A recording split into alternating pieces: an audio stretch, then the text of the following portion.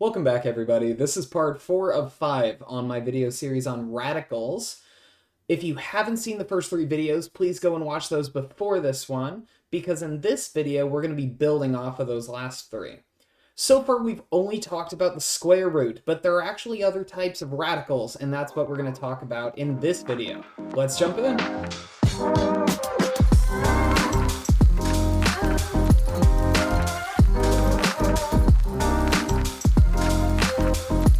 As I mentioned in the intro, we're going to talk about the nth root of a number in this video. So what is the nth root? Well, it's not so different from the square root.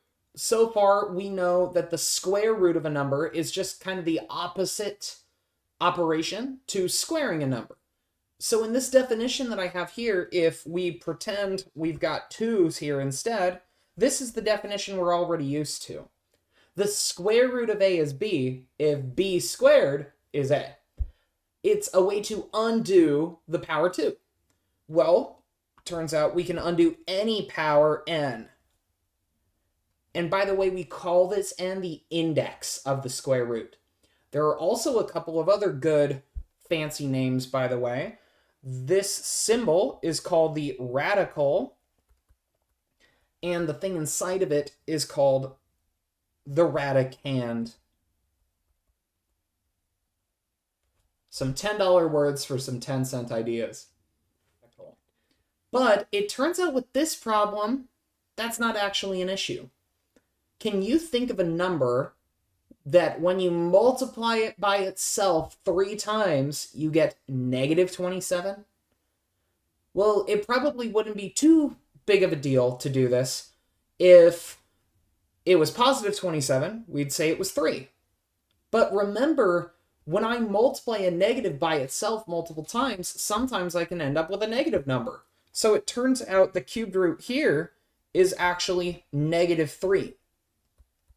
Since negative 3 cubed, and remember that's negative 3 times negative 3 times negative 3 is negative 27. This brings up an important note. You can have negative numbers under odd indexed radicals. When the index is odd,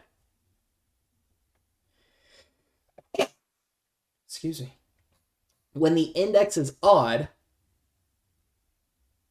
negative radicands, remember that's the fancy name for the thing inside, are okay. When the index is odd, negative radicands are okay.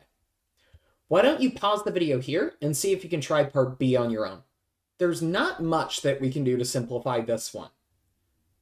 Now, because my indexes match, they're both 4's,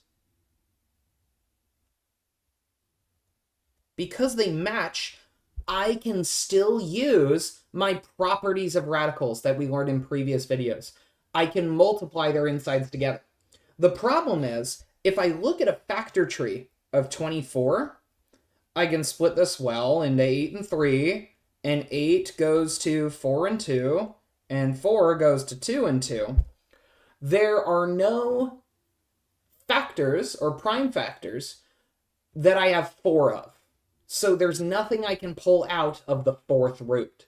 That's not going to be the case in part C. Go ahead and pause the video here to see if you can get it on your own. This one was a little less of a trick question. 64 over 2 reduces to 32, and that is actually a perfect 5th power. That's 2 to the 5th. So 2 is our final answer. In this video, we learned how to take nth roots, extending the idea of the square root to other powers. In the next video, we're going to look at even more complicated powers by looking at rational exponents and how to undo those guys. Catch y'all in the next one.